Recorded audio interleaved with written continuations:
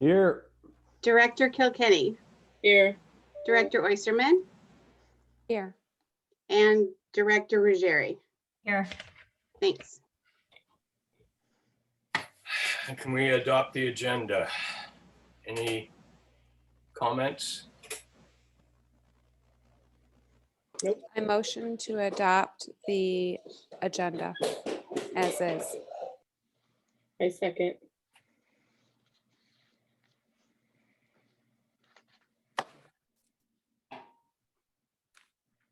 Any comments? Nothing? Public?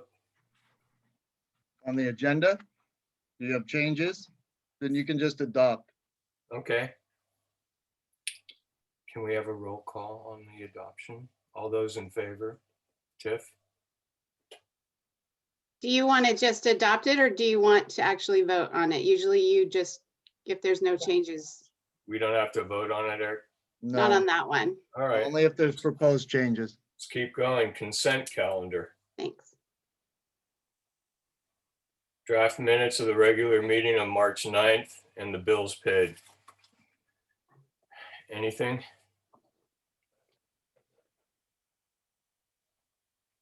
I move to approve the draft minutes from the regular meeting of March 9th, 2021, and the bills paid.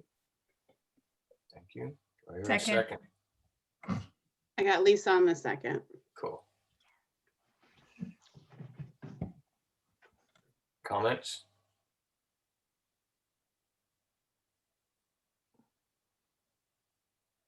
Anything, Eric? Public, yeah, when you're ready. Might as well, I don't hear anything from the board members, so. Okay. Stephen, Yes, okay, I see your little timer there, and I do note the very rude commentary at the beginning. I will just focus in on transparency and also the fact that we are not getting, the board members are not getting a complete report on what is occurring. This past month, I submitted 2 letters of note. The new board members did not receive it. One was concerning the fire safe Marin and concerns about erosion. That was discussed quite comprehensively on my behalf from me, but it was not noted in the fire commission report. And also, you know, Eric is just basically ignoring the fact that I'm speaking and is not really reporting my comments as they are meant to be heard. We have some big issues tonight. Tonight is about transparency. We'll be talking about the public maintenance facility, and new board members, watch out. Your name is on this legal document. I don't have anything more to say. You can have your minute and 30 seconds. thank you, Stephen. I guess that really didn't have anything to do with the consent calendar. Anyway, shall we vote, Tiff? Sure thing. Board President Shea, Aye. Director Case, Aye. Director Kilkenny, Aye. Director Oysterman, Aye. and Director Ruggieri. Aye. Thanks. Thank you. On to D, public comment. Open time for items not on the agenda. Yeah, 1 second. Stephen?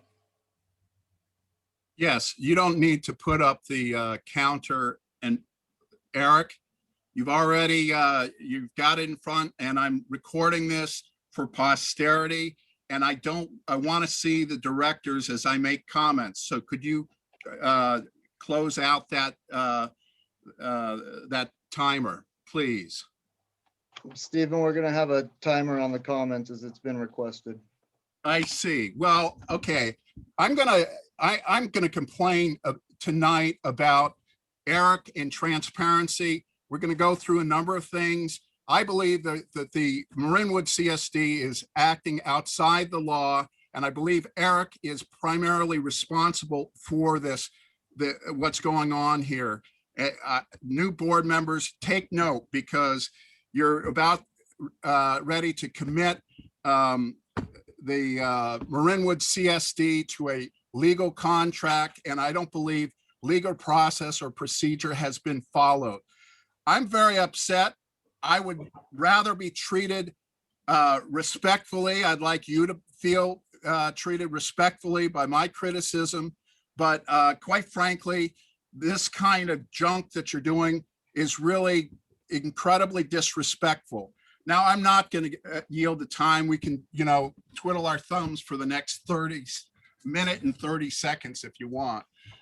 By the way, the solar contract with SolEd is out of business, and the director moved back east. Some concerned citizens criticized that contract because it was with a relatively new contractor, and we were concerned about the financial risk to the district. We're now in a 20-year contract with a defunct company, and it's kind of indicative of what how contracts are being implemented now in the Marinwood CSD. Well, we got another 35 seconds. I can't think of anything more to say. Like I said, I'm asking you to take that timer down. You can keep it on your desk, but I can't see what's going on in the meeting. I believe my rights as a citizen to observe and participate in this meeting are being impacted. That's all I have to say. Thank you, Stephen. Okay, district matters. Number one is the second draft district budget for fiscal year 21-22. Eric? Yep, sure. Hi, everybody. Good evening. I tried to give you a pretty detailed staff report. As you can see, this draft of the budget, while still not yet final, is much farther along than the previous draft that you have seen.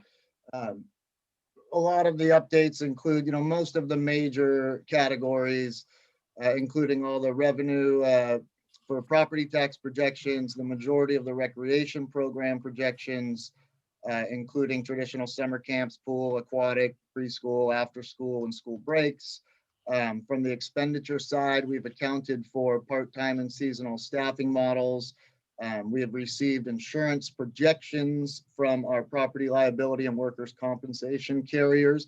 Those will not become final until around mid-May, as they are still negotiating on behalf of the members. But I'm relatively confident that what we have put in is going to be very close to what the final amounts turn out to be. As well, all utilities have been analyzed. Still outstanding, and we'll get into more detail with Luke's report, but the budget does not reflect specialty camps that are traditionally contracted to third-party contractors that happen during the summer, and that is because we just, at the time I put this together, received confirmation from the middle school for use of facilities, which is where we typically hold all of those. So Robin and Luke are finalizing those arrangements, and those should be in, will most certainly be in there before it is placed to the board for approval. At this point in time, I think we are certainly far enough along that it allows for a reasonable expectation of what the final projections will be. As you can see at the bottom of the district page, we're still projecting a modest net operating gain, and that accounts for continued contributions into our critical reserves, as well as the district's OPEB trust at amounts of $100,000 each, as we've been doing for the last several years now. It also allows us to continue to build the overall fund balance in anticipation of sharply increasing pension costs, as well as some upcoming capital expenditures. The draft budget will continue to be refined in the coming weeks, and I still have the goal of being able to adopt the final budget in May. May is not a hard deadline, but it's certainly a vast preferred deadline. You technically have until June meeting to adopt the budget. I don't think we'll need that much time, and I think you will be presented with a final budget draft recommended for approval at your May regular board meeting. I did leave the link to where you could review the last packet that has a lot of notes in it.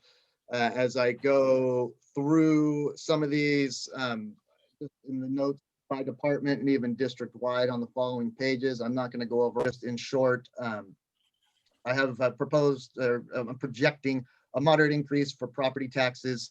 In fact, it is barely above what I actually project to be coming through for this fiscal year.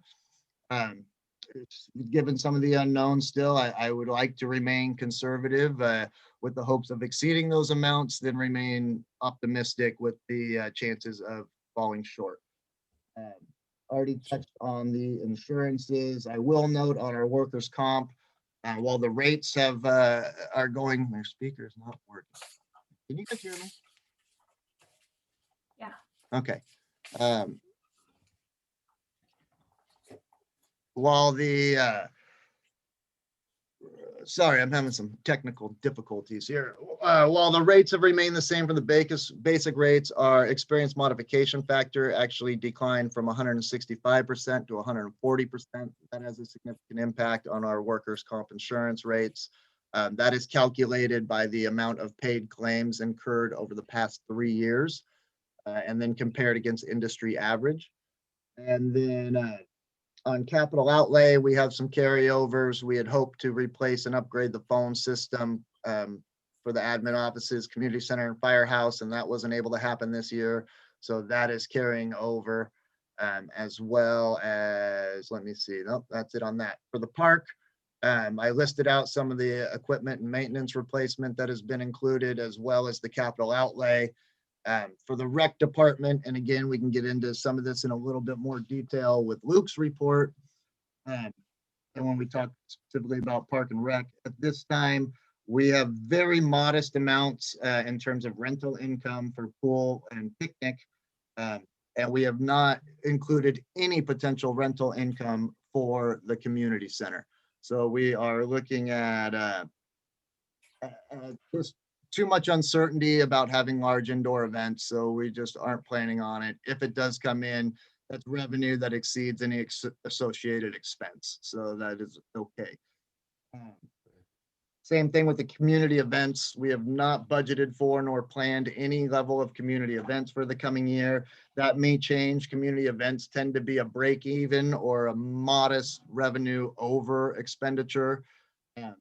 So that's kind of a budget neutral item. If we do and are able to have community events, certainly we would like to. And then the other big one on marketing, as of right now for rec, we are planning and intending on republishing and reusing the Marinwood Review program catalog for all of our rec programs. There's a healthy expense in there, as well as a level of revenue gained by selling advertisements for it.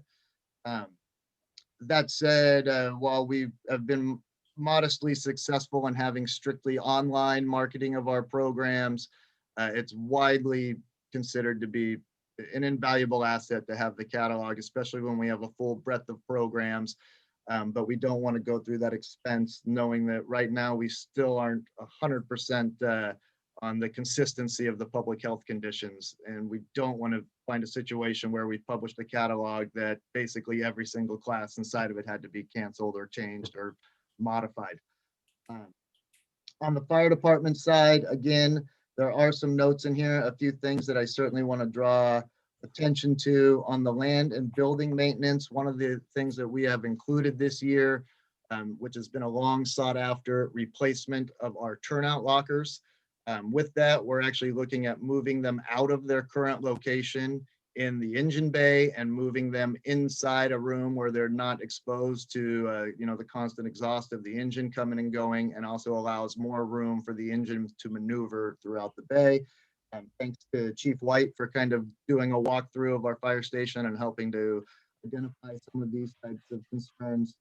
And then on the capital outlay side, Another key piece of equipment that we have included is what's known as an industrial turnout extractor. This is basically a washing machine strictly for their wildfire turnout gear and protective equipment that they wear. Right now, when they have to get this cleaned, they go off duty. They go to a San Rafael station and remain off duty for the duration of time it takes for the turnouts to get washed and them to return to the station to go back on duty, at which point calls are responded to by stations that are farther away with a longer response time. And we also need to replace the complete complement of our high band radios. These are not like what Mira does and used for local dispatch. These are used for mutual aid calls as well as out of county response. Our current set is quite old to the point where they don't have and can't achieve a lot of the frequencies and cloning that is needed when they go out on out of county response. And in the event that loaner radios are not available to them, they're rendered useless for that period. And then finally, on the streetlights, I did make some adjustments for the first time in a very long time to account for rising costs of electricity for the streetlights. Unfortunately, our streetlight revenue is a finite amount defined by the ordinance and the tax that it receives, which is $15 annually per applicable parcel.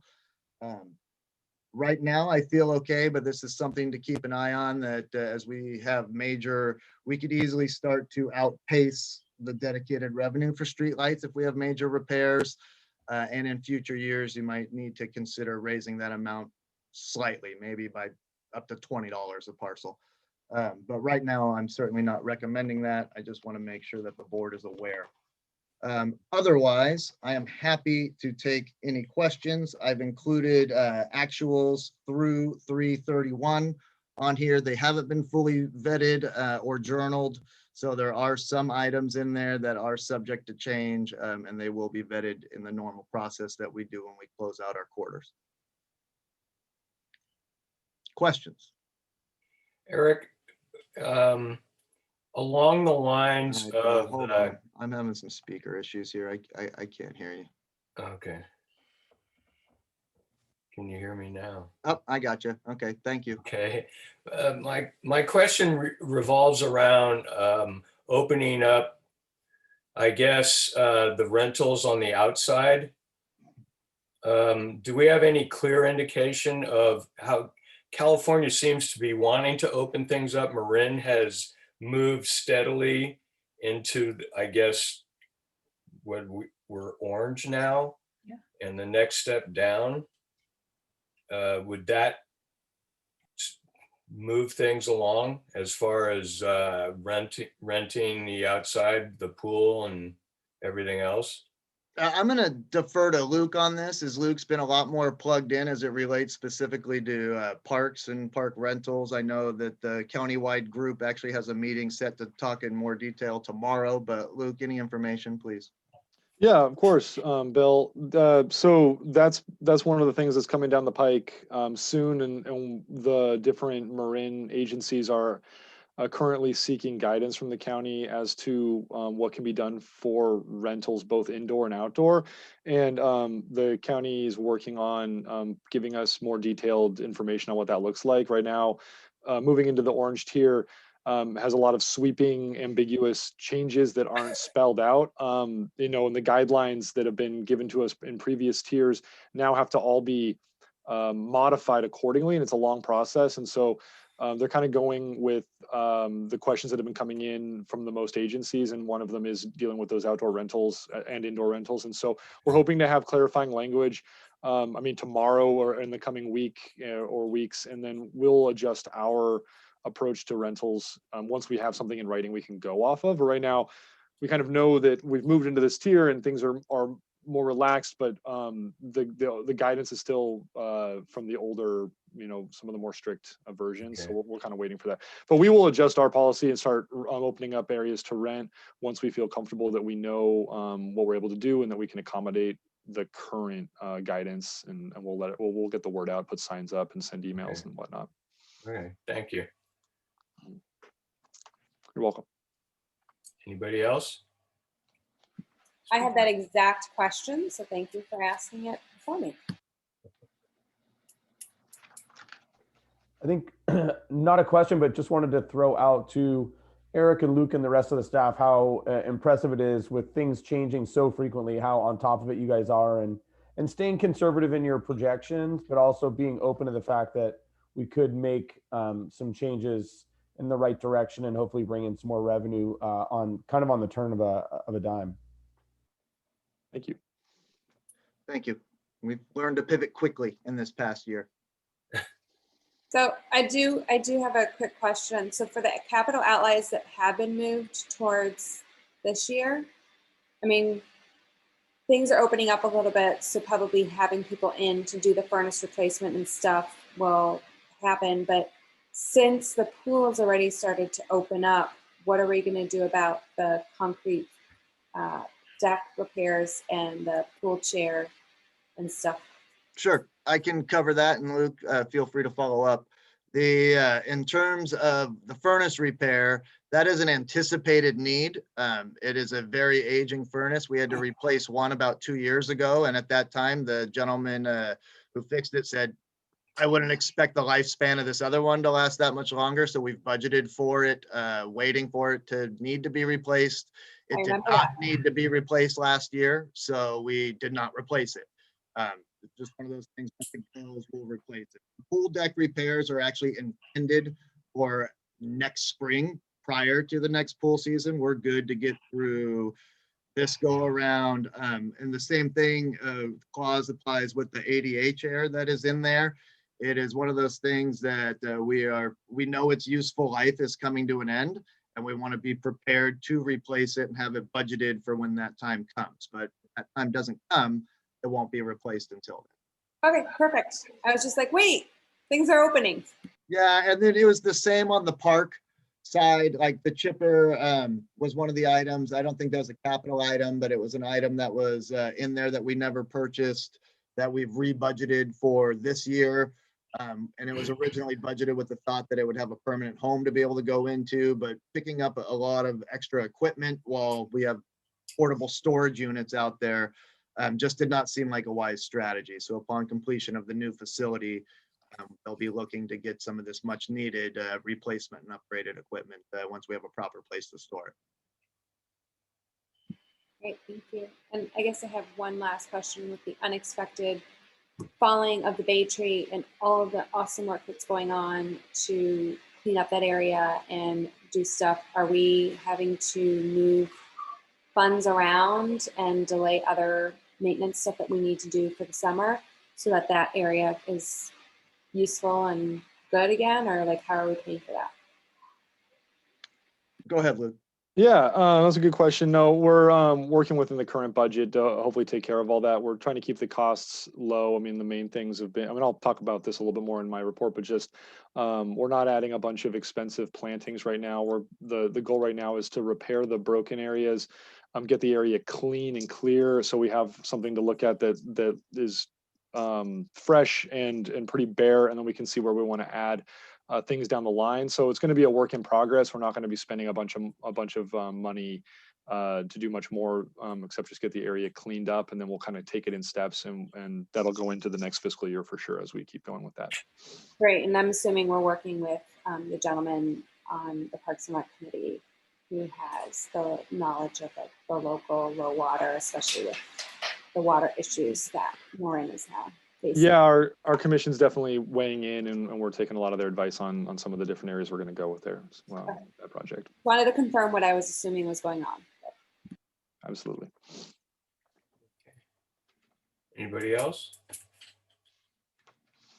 If not, do we have anybody from the public who would like to chime in? Yeah, 1 second, please.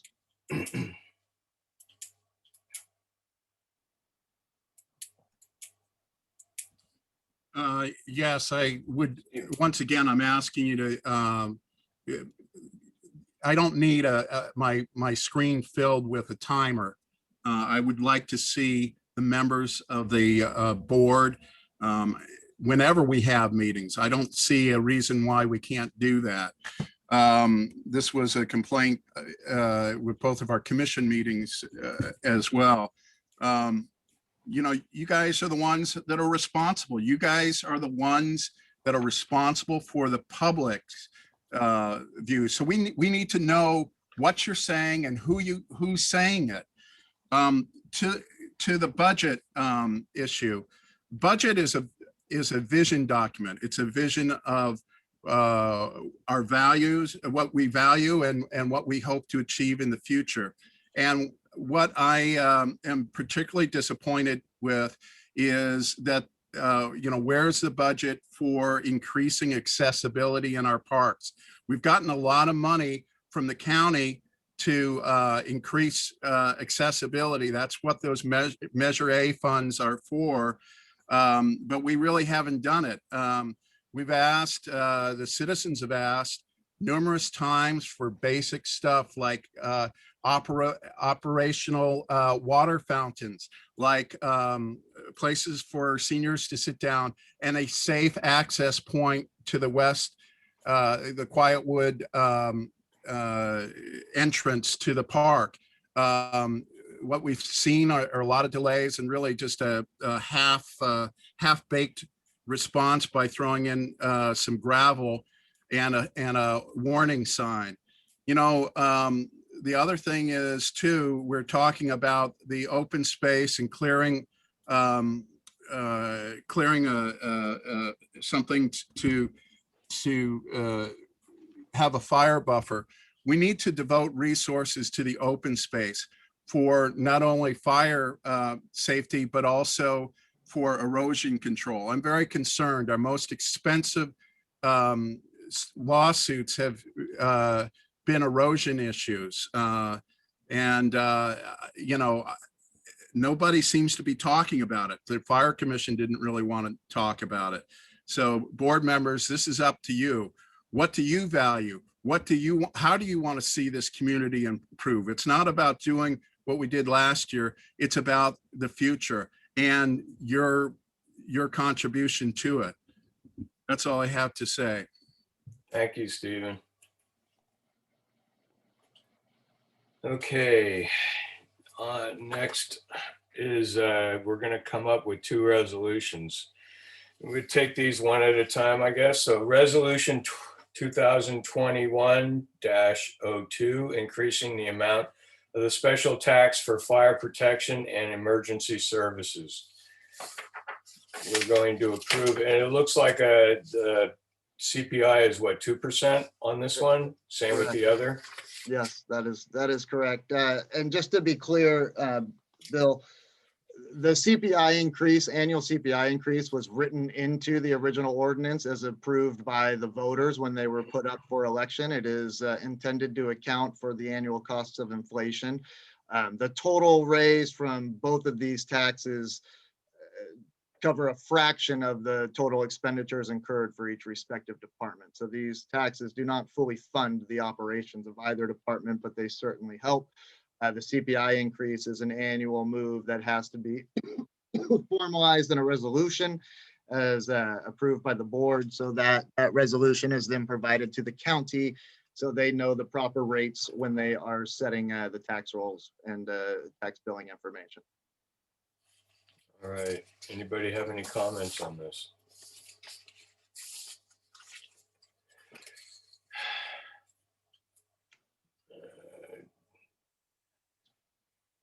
Can I get a motion to approve? I motion to approve resolutions 2021-02, because we're doing them separately, increasing the special assessments. Or are we doing it together? Separate. Eric, you said separate. Do it separate, please. I'll second. Any comments from the public? Yeah, 1 second, please. Okay. Stephen?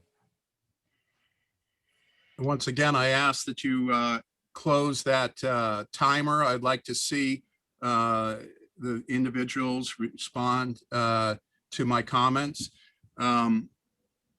Look, this comes up every year, and it's always said, oh, well, just approve it. But I'd like to point out that our services have been at the lowest level because of the pandemic in years. And while that was unavoidable, basically, you're just asking for more money, and there's been no question of current expenses, ways that we can perhaps operate a little cleaner and leaner. And, go ahead and approve it. It's not that much money, but the real money, if you want to increase the revenues, can be found, and it can be found through more efficient operations. And it doesn't have to necessarily hurt what we're doing now. It just means the money is going to go further. So that's all I really have to say on this. Please, pause, take this moment to pause and think of ways that we can do our jobs better with what we have. That's it. Thank you, Stephen. I got a call for a vote. Okay, there we go. Board President Shea, Aye. Director Case, Aye. Director Kilkenny, Aye. Director Oysterman, Aye. and Director Ruggieri. Aye. Thank you. Okay, the resolution 2021-03, increasing the amount of the special tax for park, open space, and street landscape maintenance. Again, I motion to approve the resolution 2021-03 to increase the special assessment for the park, open space, and street lamp maintenance.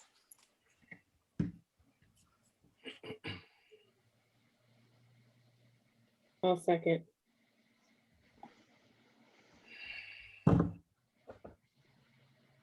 discussion from the public. 1 second. Stephen? Once again, approving new taxes is quite easy. Doing the right thing might seem a little hard. It really isn't. It just requires a bit of imagination and some leadership. As you know, there's lots of people in this community. It's not just the school children and the water devils and the people that frequent the park. There's a whole age group. There's a lot of people. There's 6,000 people in this valley. How are we helping them? What are we doing to make our parks more accessible? This is a real thorny issue. I think someone could make the case that you really are not only derelict in your duty, you're really ignoring the safety concerns of mobility impaired people. I see people with canes and I see people with wheelchairs, and they don't really have the access that they deserve in our park. What's becoming of them?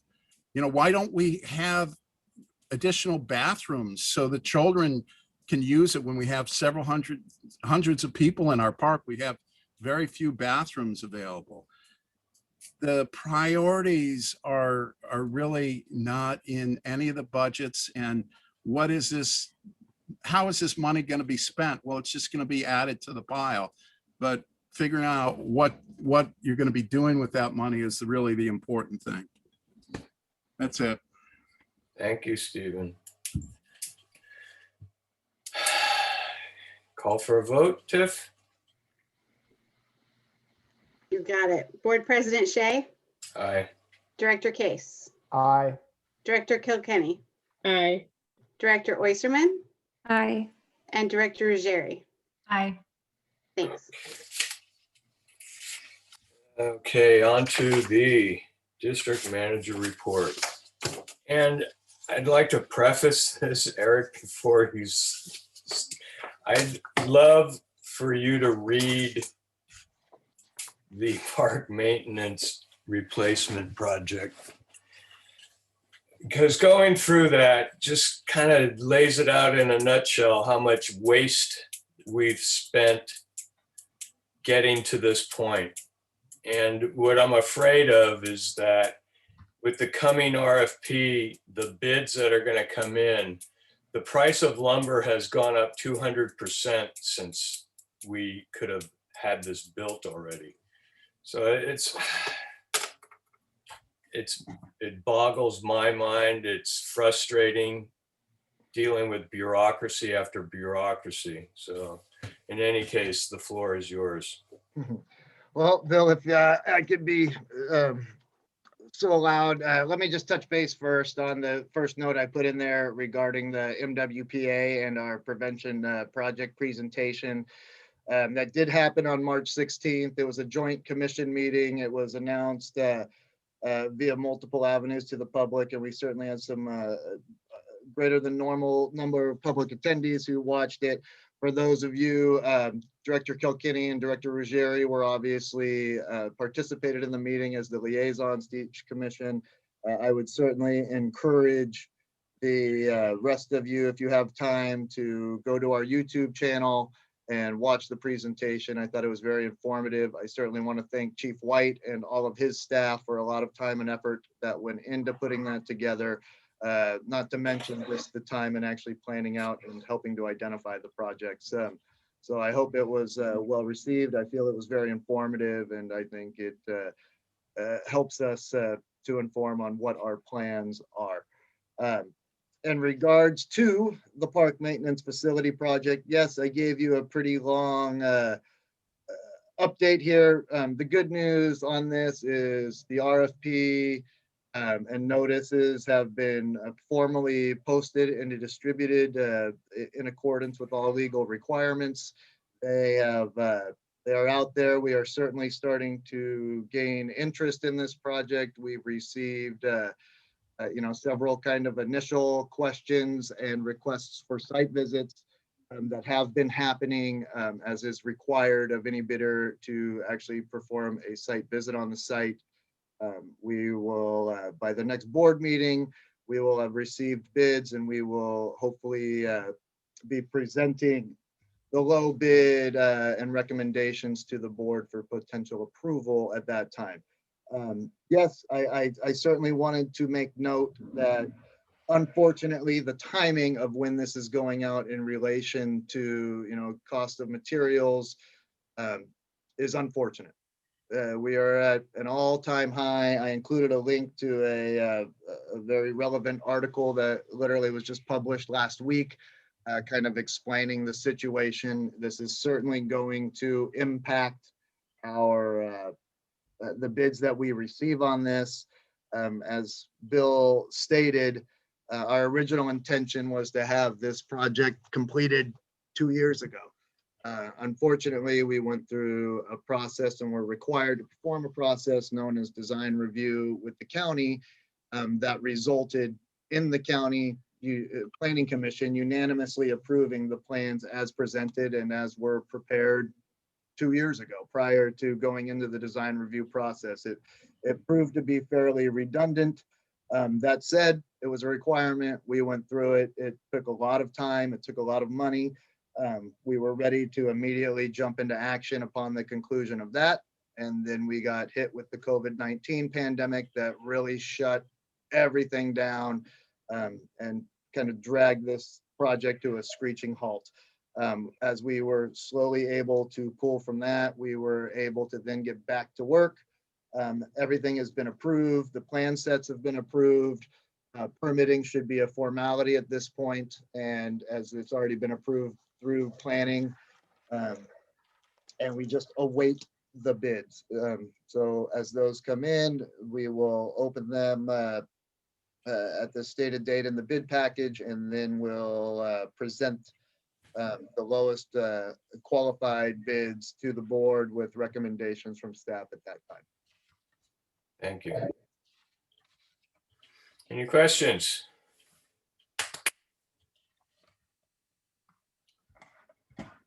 I guess we can hear from the public. Oh, sorry. It was taking me a while to unmute. Sorry, Bill. How long, once we have approval to go ahead, do we have to go ahead? I don't want to wait. I'm not sure I understand your question. We have put in there upon execution of a contract, the builder has 60 days. That's a stated term within there. That's a pretty standard. Builders have multiple other projects happening. We're ideally looking at actually, I take that back. I think it was 30 days, and we have 60 days from bid opening to execute a contract. So we are looking at ideally project starting sometime in mid-June. Okay, so there's that Mid to question. late June. Okay, Still with the goal by, shortly into looking at contingencies, timelines, realistically, shortly after the new year, optimistically, Oh, the other one. I turned it off. potentially before the new year project is completed. But at this point in time, it's going to be really hard to get this completed completely prior to the next rainy season. okay, so then there's on top of that another question. Okay. With the mentioned increase in lumber and the astronomically larger price tag this is probably going to end up having than we initially intended 2 years ago when this could have gone forward. This is not ideal by any means because the guys need to get into a spot, but like once we have like city permits, can we wait a period of time for like, are the lumber costs going to go down or do we just need to go forward? Well, that's an I mean, interesting. I don't know. I'm like trying That's an to, interesting question that I don't know Yeah. that anybody can give you a accurate answer to. Typically once you get approved for a permit, they last anywhere from 1 to 2 years. And to clarify, it'll be through the county, not through the city. But with that said, as also was noted in this article, they don't envision these, material costs going down. This article focused on wood, but the cost of cement and the availability of cement is also very high. The cost of metal is very high, as well as the supply is very low. It's just kind of a perfect storm. My recommendation is we see what the bids come in at, and you're going to have to make some decisions from there. Again, this is a project that ideally should have been done 2 years ago. So I think if it's within the district's capabilities and capacity, I would assume the recommendation at that point would be to accept the lowest qualified bid. But I can't answer those future questions for you. Unfortunately, nobody can, and we haven't seen any bids. So the bids will be presented as part of the process. okay. Yeah. Sorry for the misspeak about saying city. And it's, like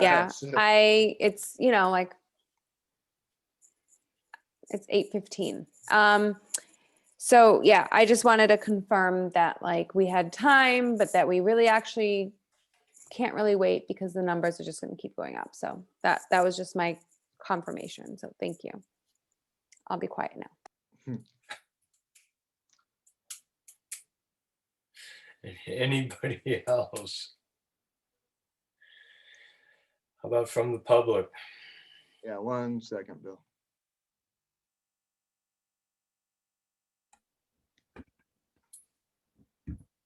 Go ahead, Stephen. There's a reason why NASA is not afraid to scrub a mission on the launch pad. If things aren't in order and there's too much risk involved, they scrub the mission. And there's some good reasons why you need to be cautious moving forward. First of all, I'm not a lawyer, so I don't know all the ins and outs of everything, but I know everybody in this meeting's name is on this document for the RFP, and I don't know what the consequences will be if you're approving an illegal contract. Three out of the 4 contractors that are part of this contract, already decided on this contract, are local people. 2 of which are former CSD directors. As you know, Bill Hansel, the architect, has really been pushing this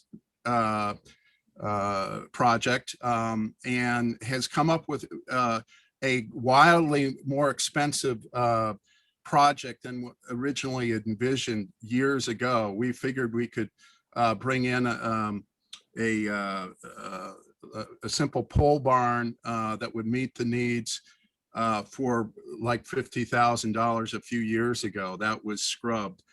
There's a problem with this project, and it's going to persist whether or not you approve these bidders that come in or not. And that is, you still cannot turn around a truck if you have the building located where it is located. This is a real problem. This is This is not a good functional design for our landscaping department. I ask you to do it. I mean, I'll meet with you guys. I can prove it with a tape and a few minutes of your time. But you know, you're going to have to keep an open mind and not be afraid to make corrections. Lastly, I believe that this project has not been properly advertised out. Eric represented that it is. I think what he's done is he's tried to smurf this into 3 smaller projects, hoping that he can avoid advertising this out to the greater public.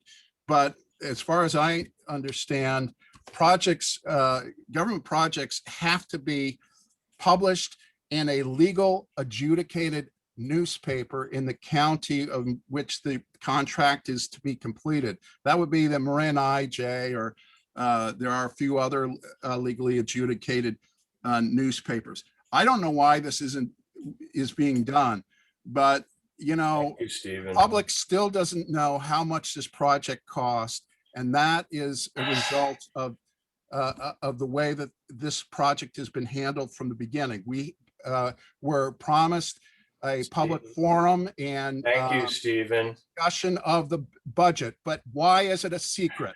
What are you hiding?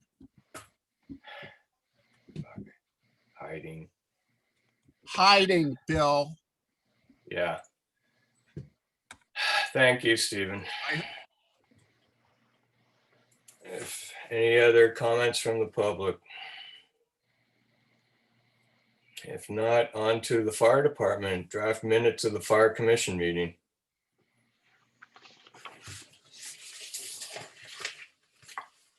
Any questions?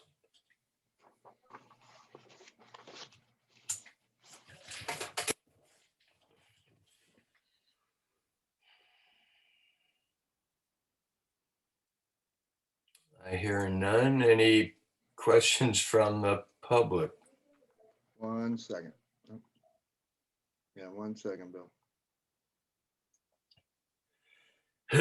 Stephen. I'm a little unclear. Is Chief White not going to read his report? Or are you just saying, look at his report? We're looking at the draft minutes. Oh, I'm sorry, the draft minutes. Okay. Thank you for specifying that. Yeah, once again, you know, there were a lot of comments made during that meeting, concerns of, I support the project, the wildland clearing project, but there's so much that needs to be answered, and specifically around erosion issues, as well as the amount of material that is going to be removed and how it will be removed. We've got a very general response from Chief White. I think it needs to be, we need to really focus in on this. It is a risk, a financial risk, a legal risk to the district, and you can't get around it. If you pull out trees and plant life, you have erosion issues. So why aren't we, let's make sure that the work that's going forward is going to look at these issues. So these are the remarks that were not included, and it was discussed at length, and it does not serve the board if they don't know what's going on in these commissions. That's all I have to say. Thank you, Stephen. Now we come up to the chief's report. Chief White, welcome. Welcome. Good evening, directors. How are you tonight? Hello. Good evening. All right. Good to see you all again. Going to give you the fire department update. I'll start with the Marin Wildfire Prevention Authority and Executive Director Mark Brown, who last month had a conversation in which he described some of the actions of the executive team where they had met and discussed their goals, objectives, and values during their March meeting. The other thing is, in the month of March, they actually interviewed for the planning and program manager, and that individual is supposed to be hired sometime here in April. So I'm hoping to get an update from Director Brown in the very near future to find out who the lucky individual is that's going to help round out that executive team. So more to come on that information at some future point. The finance committee has weighed in and started the budget framework for fiscal year 21-22. And out of the core allocation will come the CHIPPR program once again, public education funding, and signage. And so I'm not sure if I pulled out the sign to show you guys an example of that in the past. Unfortunately, I don't have it with me right now, but it's a flip sign. It's a very impressive sign. And I think as you look at it, it's kind of costly though. And so I don't know that we're going to order a whole lot of those, but they're very durable signs. So we expect those to last for several years, if not longer. They're very versatile signs as well. So I'll try to make it a point to ensure that I get a photograph or at least be able to pull it up at the next meeting and flip it so you can see how the sign is going to work to provide the community notifications about any number of different things. Fire Safe Marin and Rich Shortall were responsible for putting that sign together, as they are the now 2 CHIPPR opportunities for each neighborhood that receives CHIPPR service moving forward this coming season. Phase 1, where you're going to get your first opportunity for the CHIPPR service, is going to be between May 17th and July 30th. And the second opportunity you'll have during the season will be between August 16th and October 29th. The third phase is actually going to be the start of what we consider to be next fire season, quote unquote, which will be May and July of 2022. And they've divided up Marin County into 4 zones, northwest, east, and south. And their goal is to actually get increased participation this coming year. So Fire Safe Marin's done an excellent job, marketing this and trying to ensure that we have qualified individuals coming out and providing chipping service. With that though, I'm actually a big fan of something else I've come to learn about called the air curtain burner. And those are being used by CAL FIRE. So I asked for a demonstration of the air curtain burners, or at least a video or some other information. And CAL FIRE was gracious enough to provide the Marin County Fire Chiefs Association with some information and very telling and efficient means of disposing of chippings and or limbs and or any other fuels you might need to dispose of in a very smokeless or smoke-free manner, and basically just reducing everything down to ash. My understanding is it's so hot inside of this air curtain burner that as they introduce the fuels into it, you can just keep going and keep going and going. This thing is really that hot that it's almost vaporizing things so quickly. It's a very capable tool. However, you are required to have permits, and the Bay Area Air Quality Management District has some pretty strict limitations on when and how these tools can be used. That being said, I see immense value in them, and I think we're going to move forward with trying to explore how we can go ahead and be permitted to be able to use the smaller mobile version of an air curtain burner. So more to follow on that. I'm not sure how fast that process will take, given that, I understand CAL FIRE had to jump through a lot of hoops to be able to use this, and I'm not sure of very many other jurisdictions that are actually utilizing them right now. But I do know of Moraga Arenda, who's been able to do prescribed burns. And so if you're getting permission to do prescribed burns where you're actually releasing smoke into the air, I've got to assume we should be able to get permission to use a device that does not allow smoke to be emitted into the air. So more to follow on that again. More big news. The governor, on or about a week ago today, Governor Newsom indicated that on June 15th of this year, the state is going to fully reopen for the economy purposes and also for education, and pretty much it seems to be every sense of the word, some sense of returning to what we were pre-pandemic.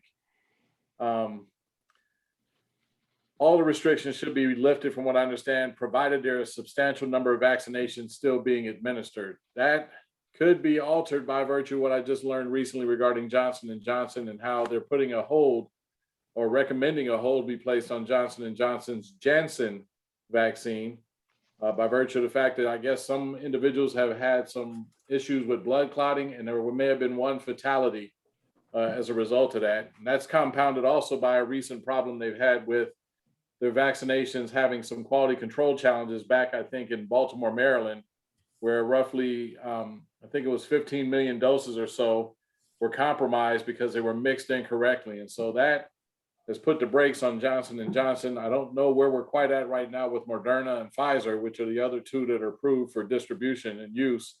But so far, so good with those two. We haven't really heard of any ongoing challenges with them, knock on wood, and let's hope that that continues to be a good thing for us. Point of dispensing operations, they're continuing despite the intermittent high-low volumes of vaccine that are being provided.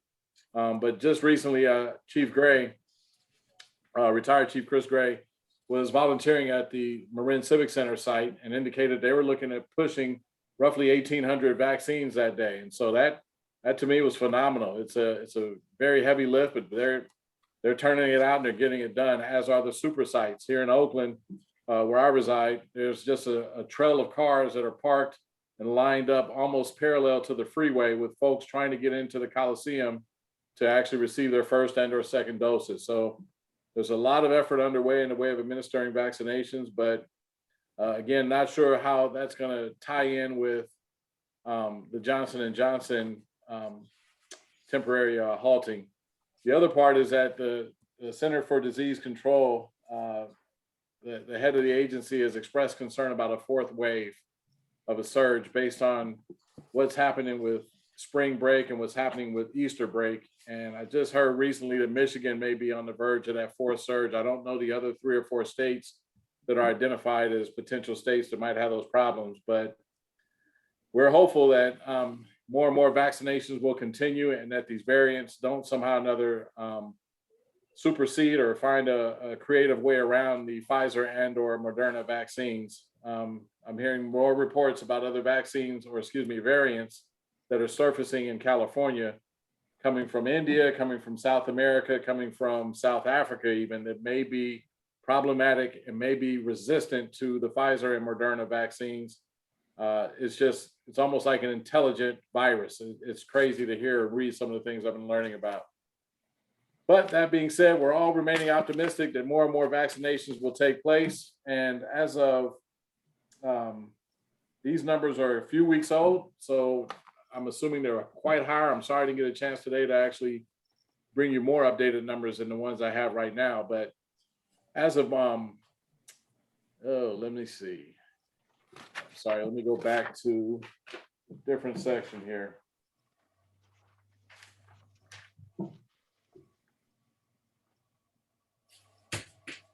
As of Thursday, individuals 16 and older will be eligible statewide now to receive the vaccination. And that's going to put a huge demand on services. But that also means a lot more people are going to be vaccinated from multiple age categories. And so that's something we're definitely looking forward to. The total number of individuals in Marin as of March 22nd who have received vaccinations was over 100,000 residents.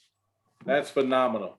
That speaks to the ongoing effort, and that was roughly almost a month ago. So I got to assume those numbers are at least a third, if not greater than that right now. 144,874. So Wow, 144,874 as of yesterday. That's great. That's great news. And so the understanding I had is that they anticipated by the end of next month, all of the adult population in Marin County would be vaccinated. So you're talking about literally 6 weeks from now, everyone in Marin County who's considered to be an adult should be vaccinated. 9,000 plus educators and staff, school staff members in Marin have already received a COVID-19 vaccination as of over a month, or a month ago today, actually. So when you look at that, it's speaking to how things are going to be returning to pre-pandemic normalcy to some degree pretty quickly when we look at our schools and the staff there being vaccinated. And so In fact, some of the schools have actually returned to in-person learning. Some are in a hybrid model, and some are planning for an expansion of in-person learning time. So whereas some schools have been going in for 3 or 4 hours, they may now bump that up to 4 to 6 hours. And my guess is by the end of the summer, we'll be looking at a fall return to normal status unless there's some other surge or something else that we don't account for or can't anticipate occurs in the next 4 months or so. So very encouraging news considering all the vaccinations that are taking place. And really, again, my hats are off to all the individuals from Marin County Public Health, from the first responders who volunteered, from all of the healthcare workers and everyone else who are really just the volunteers, especially individuals like Chief Gray and Catherine Nelson, who's one of our administrative assistants. They're all there spending their time as volunteers helping out because they just believe in trying to make a difference, and they're making a difference. So with that, we'll jump to emergency incidents. On March 10th, we had a motorist who lost control on rain slick pavement on Lucas Valley Road near Big Rock. Fortunately, when engine 58 showed up, there were no injuries, but it just goes to show you that something as quick as a quick rain or a hailstorm can loosen up those oils on the street and suddenly turn your vehicle into something uncontrollable. I don't know if this individual was speeding or just hit a spot and lost control and maybe turned incorrectly, the way we kind of train ourselves to not turn when you're in a situation where you lose control of the steering or your tires separate from the pavement. I don't know what happened here, but the person was very fortunate, was not injured. And unfortunately, it's been about that long since we've had rain. So that's another thing. We're looking at water conservation moving forward and how we're going to approach that at the fire stations and with some of our other operations, and how we can message or be part of the messaging for water resource conservation. So with that, I'm sure there'll be more conversation moving forward regarding that.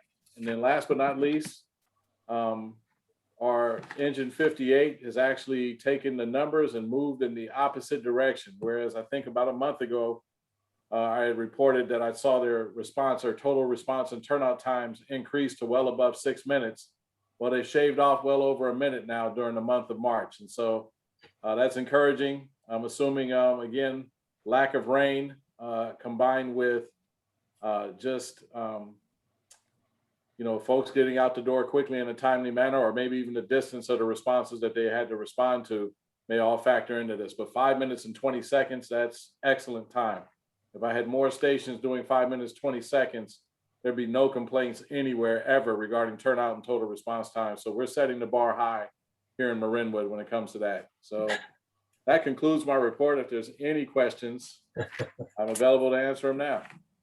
Thank you, Chief. Any questions? Wow. Very thorough. Do I hear anything from the public? 1 second, Bill. Stephen? Excuse me. Thank you, Chief White. It's another excellent report. I appreciate the thoroughness and detail you provide each month. It's very informative and the standard I look to from a public official. There are concerns, however, and I don't know when or if you plan to address them concerning the wildfire program. You described the process.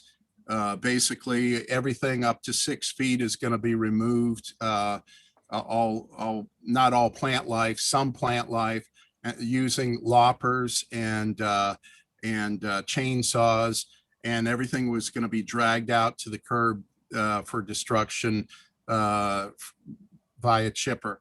Now, the problem I see there is, one, I mentioned erosion before. Two, the sheer volume of material that you're dealing with. And then there's a third thing too, is that we have a lot of encroachments into the open space.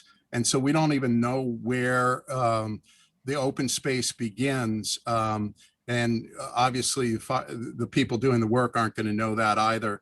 So I feel that the chief or we need to address this. This needs to be something that happens before you start showing up in our open space to clear out all this brush. I support the project that you're doing there. I support the fire department, but I don't think we're getting full disclosure on what is being planned. That's all I have to say. Thank you, Stephen. Mr. Shea, may I just provide a brief response? You may. Okay, thank you. Thank you, Mr. Nessel, for your comments and for your support. I would like to state that there has been, collaborative efforts towards identifying the locations and the amounts of fuel. And that collaboration will continue with Parks and Recreation staff, with the benefit of individuals who have topographical and geographical familiarization with the areas that we're trying to perform work in. So we're not just going to send crews in without any clear understanding of where they should and should not work.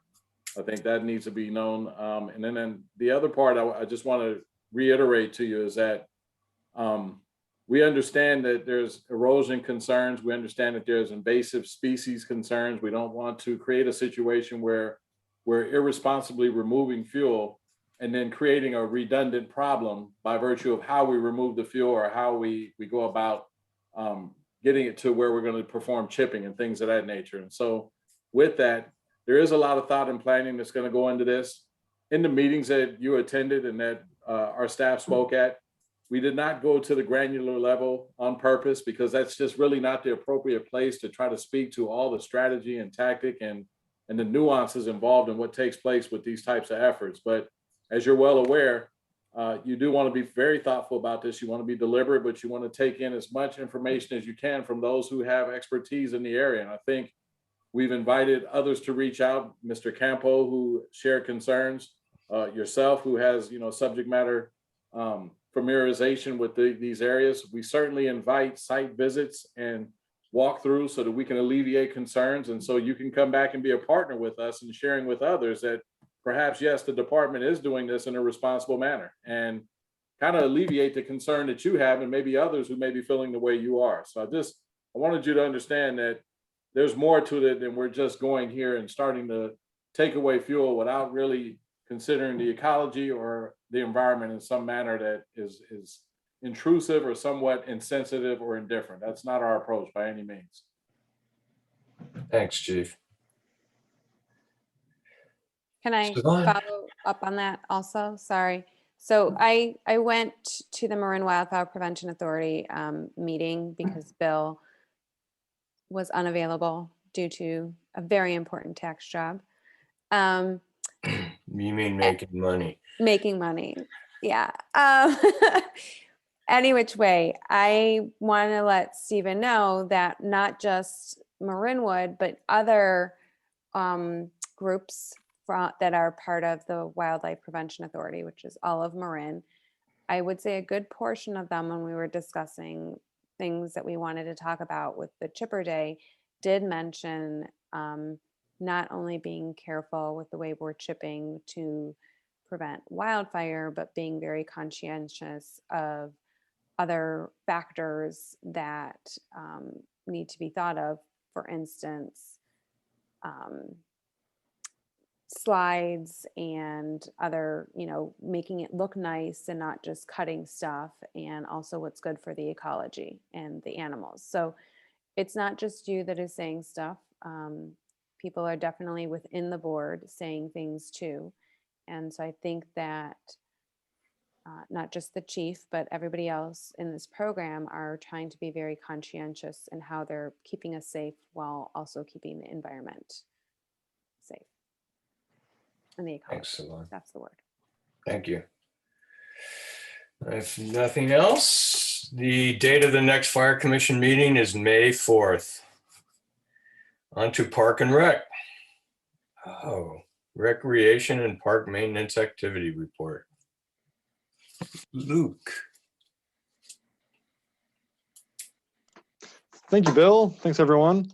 I'll just start by given a characterization of what this last month has kind of been. It's a lot of changing gears. I know we've talked about some of the things earlier in the meeting that the rec staff has been dealing with changing into the orange tier and some of the relaxing of the guidelines.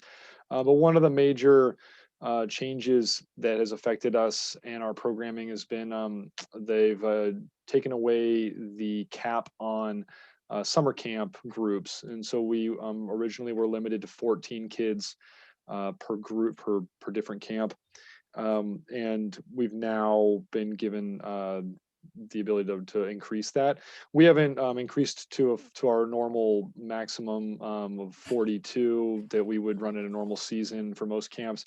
But we, after looking it over and looking at what we can do and some of the guidelines that are still in place, we increased our enrollment to 25, up from 14, which is about 60% of our normal enrollment. And we felt we're able to balance keeping our staff and our campers safe as the pandemic continues, but able to serve many more families as it's been deemed that's safe to do so. So we just made that announcement last week to our camp families, and we began taking campers off the waiting list just today to begin filling those vacancies. It's going to be a big task for the staff, as we have over 500 camp spots to fill in the coming weeks. So we've been sending out emails and just taking phone call after phone call after phone call of people that are accepting the spot and making the payment. So it'll be a long slog through the spring of filling these spots, but the demand is there, and the families are overwhelmingly appreciative of the ability to get their kids enrolled. And so we will continue working on that. But we're very excited to be able to move so much closer to a normal summer camp and serve so many of our local families that were having to sit on the waiting list. So that's been good news, but it's going to be it's going to be a lot of work. So wish us luck with that. One of the other changes is we're able to do a little bit more programming at the pool, a little bit more normal programming at the pool this spring and summer. While we've gone into the spring doing reservations for lap swim and the top pool use, and we're planning on opening up recreation swim reservations starting in May or mid-May, just to accommodate some of the restrictions that are still in place. We are making plans for how we could pivot and adjust to a more normal style of allowing people to use the pool. We don't know exactly what that's going to look like, and we're working very closely with some of the other agencies and with Marin County to hopefully get some guidance on what we can do to allow more people to use the pool, but also be responsible and keeping everybody as safe as possible. So right now we're doing everything by reservation, and it is limited in how many people are going to be there, but we are trying to come up with a plan B, plan C for how we might adjust in summer, maybe June, maybe July, where we can start to open things up a little bit more before we've already committed a bunch of people to limited reservations. So there's a lot of planning for potentials, and we're working really hard to kind of be able to do that. So, but we'll be offering swim lessons starting in May, and we will also, we're working on putting together our junior lifeguard program, our guards in training program again, and some semblance of that. And it's just a matter of putting all the pieces together and trying to keep people from having too many people in the bathroom at one time, too many people coming through the front door at one time, and just keeping everybody as distant as possible, but also allowing as many people to utilize the pool as we can this summer. So there's less known about that, but we're working hard to figure out some game plans, and we'll be announcing any changes we make as we make those and figure those out. But our other classes are starting to be allowed to happen. We opened up a lot more tennis classes for the spring and summer. I'll get to your questions in just a second about that. So I'm just laughing because all three moms' hands go up. Well, before I get into anything else, I'd be happy to. Well, I can take questions if you have them right now, or we can wait. Are you getting more swim lessons? If we're opening more, are you gonna have more swim lesson slots? Absolutely, yeah. So we opened up a very minimal amount of swim lessons to begin with, as we were still figuring out what we were going to be able to do, and also figuring out what our staffing level was going to be. But it looks like we'll definitely be opening a decent number more swim lessons, and we're going to be doing that in the coming weeks. We're kind of getting our heads wrapped around the summer camp increase, but we'll also begin increasing the swim lessons as well as we get a handle on that. Are those also going to be the waitlisted thing? Or are you going to, I'm asking, Yeah, no, I think the plan not for myself. is to take kids off the waiting list. Primarily, we'll go in the order of people that are signed up, and then move on from there if we get through that. So, Okay, thank you. you're welcome. Can I have, so my, Yeah. my question is about recreational swim. And I know I brought this up at the last board meeting, but and you mentioned mid-May. Is mid-May when we'll be able to potentially sign up for recreational swim slots, or is that when the public will be notified about the fact that they're available?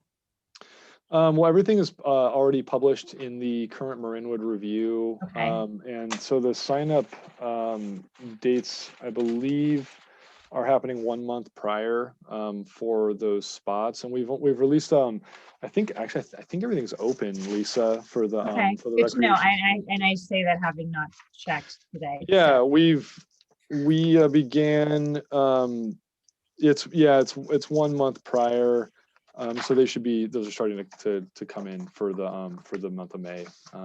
But so we're only releasing 1 month at a time so that we do have the chance to maybe transition to a more normal way of people accessing the pool without having to cancel reservations or change that completely. So it's kind of limited, but yeah, right now we're taking May reservations, but nothing for June. sounds good. Thanks, Luke. You're welcome.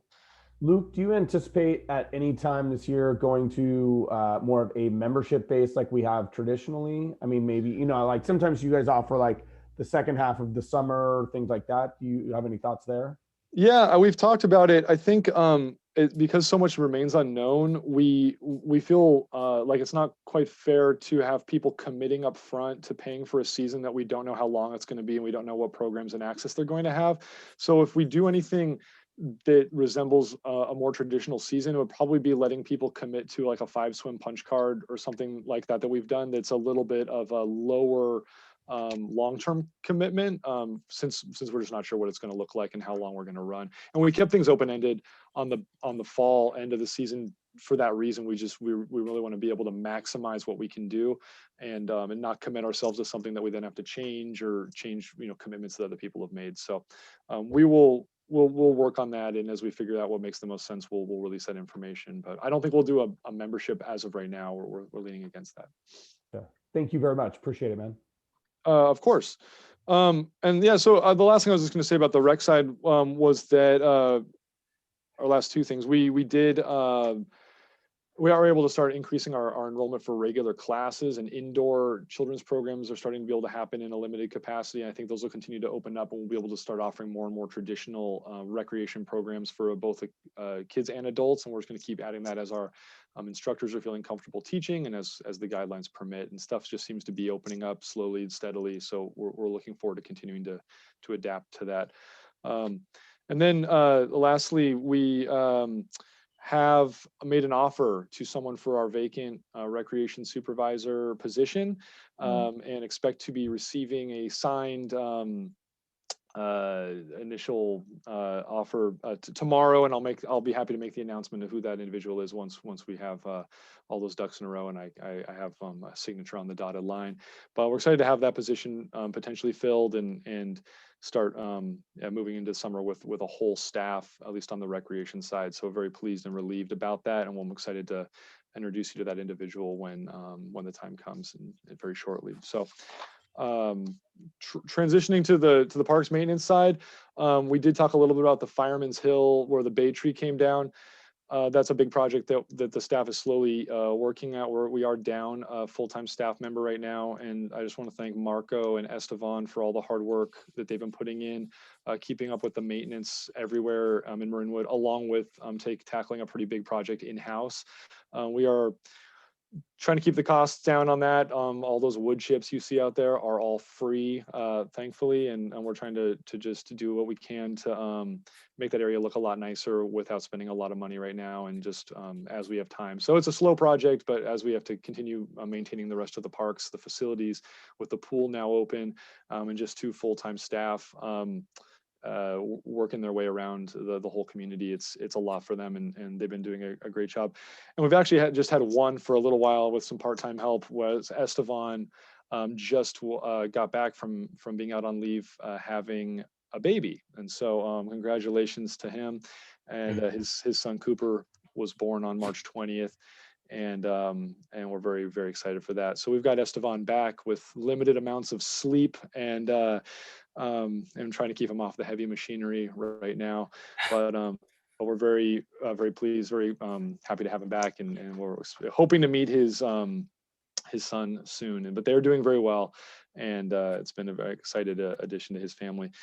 So they're working on those. We've had some pool repairs. We've got some other projects coming up. We have a lot of things to get ready for the summer, especially with the increased foot traffic we're going to have with our camps on the turf. There's going to be a lot of fortifying the grass, getting the parks ready to go, and it's a lot of work. And in the meantime, we're trying to fill our 3rd staffing position, accepting applications and continuing to advertise that so we can get some more applicants in here. So that's a major priority now, and that we're working on, and I hope to have an announcement by the next meeting of some progress in that department. So that's, I think, all I wanted to touch on here. But please let me know if you have any other questions. No questions I have. It's an interesting, eclectic mix on the art show this year. Oh yeah, that was, yeah. Thanks to Susan Press for another eclectic, interesting art show, definitely. Yeah. I also want to share much appreciation for Marco and Esteban in all the work that they have done as well. So I'm glad that you recognized that and announced it. So, Absolutely. thank you. Yes, it's a lot of work, and I see them out there all the time. It's pretty amazing, and congratulations again for the baby. Let them know that we say so, since we can't see anybody in person. We'll pass that along. Especially the day he came back, I saw him, and I think he might have been halfway asleep, but still surviving. As long as I'll take it. Well, yeah, he's like, yeah, I'm tired. I'm like, yeah, you're gonna be tired for a long time now. Welcome to parenthood. So good to have him back.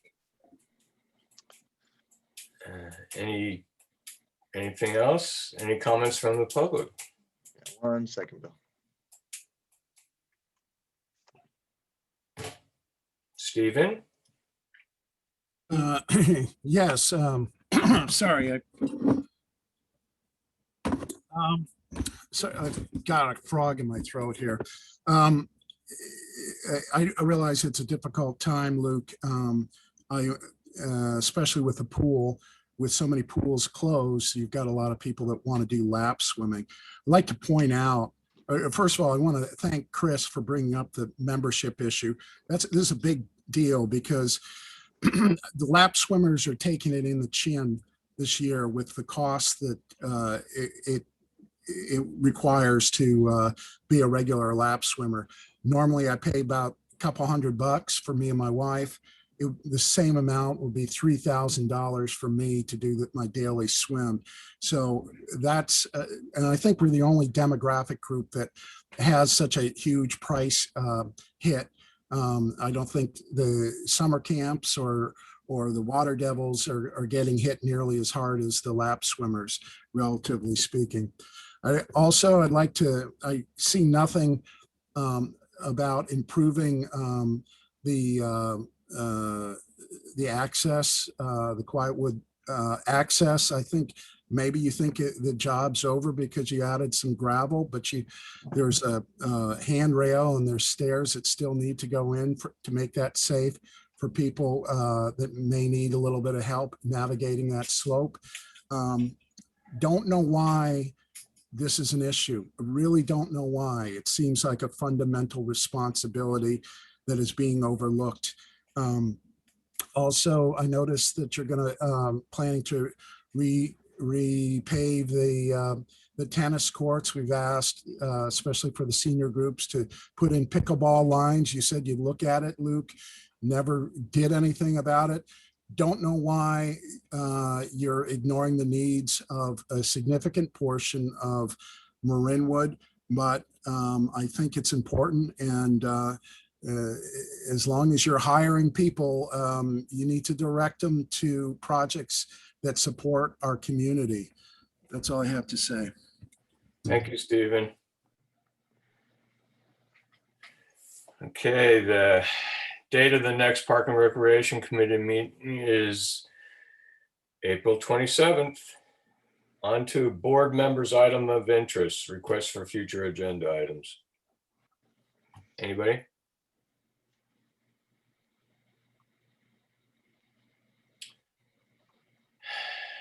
Anybody at all?